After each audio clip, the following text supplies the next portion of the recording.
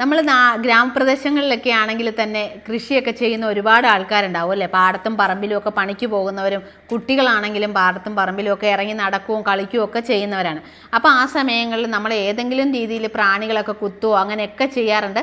അപ്പോൾ അതിൽ ചൊറിച്ചിലുണ്ടാവാറുണ്ട്, നീര് വയ്ക്കാറുണ്ട്, വേദന ഉണ്ടാവാറുണ്ട്. അതിലെടുത്ത് പറയേണ്ടത് നമ്മുടെ തേള് കുത്തുക, അല്ലെ കടന്നല്, തേനീച്ച, ഇങ്ങനെയുള്ള സാധനങ്ങളൊക്കെ കുത്തിക്കഴിഞ്ഞാൽ അതിനകത്ത് വിഷാംശം കൂടുതലാണ്. കാരണം ഒരു കടന്നലിലുള്ള വിഷം എന്ന് പറഞ്ഞാൽ പാമ്പിലുള്ള വിഷത്തിൻ്റെ 10-1 അംശം നമ്മുടെ കടന്നലിലുണ്ട് എന്നാണ് പറയുന്നത്.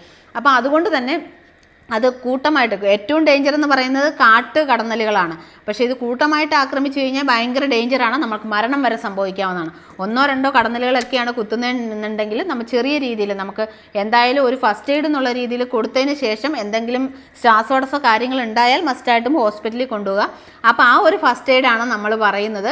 വേറൊന്നുമല്ല, കുത്തിക്കഴിഞ്ഞാൽ ആ കുത്തിയ ഭാഗത്ത് കൊമ്പുകളുണ്ടോ എന്ന് നോക്കുക, അത് റിമൂവ് ചെയ്യുക, അതിനുശേഷം നന്നായിട്ട് കൈ വാഷ് ചെയ്യുക, അതിനുശേഷം ഐസ് വയ്ക്കുക.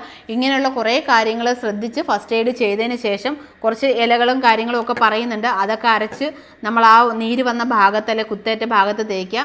ഇങ്ങനെയുള്ള കുറച്ച് കാര്യങ്ങൾ നമ്മൾ ഫസ്റ്റ് എയ്ഡ് ആയിട്ട് ചെയ്യാൻ പറ്റുന്നതാണ്. കൂടുതൽ ഡേഞ്ചർ ആണെങ്കിൽ മാത്രം നമുക്ക് ഹോസ്പിറ്റലിൽ പോകേണ്ട കാര്യമുള്ളൂ. അപ്പോൾ ഇങ്ങനെയുള്ള കാര്യങ്ങളൊക്കെ പറഞ്ഞിട്ട് നമ്മളൊരു ഡീറ്റെയിൽ വീഡിയോ ചെയ്തിട്ടുണ്ട്, കടന്നൽ കുത്തേറ്റാൽ എന്താണ് ഫസ്റ്റ് എയ്ഡ് ചെയ്യേണ്ടതെന്നുള്ളത്.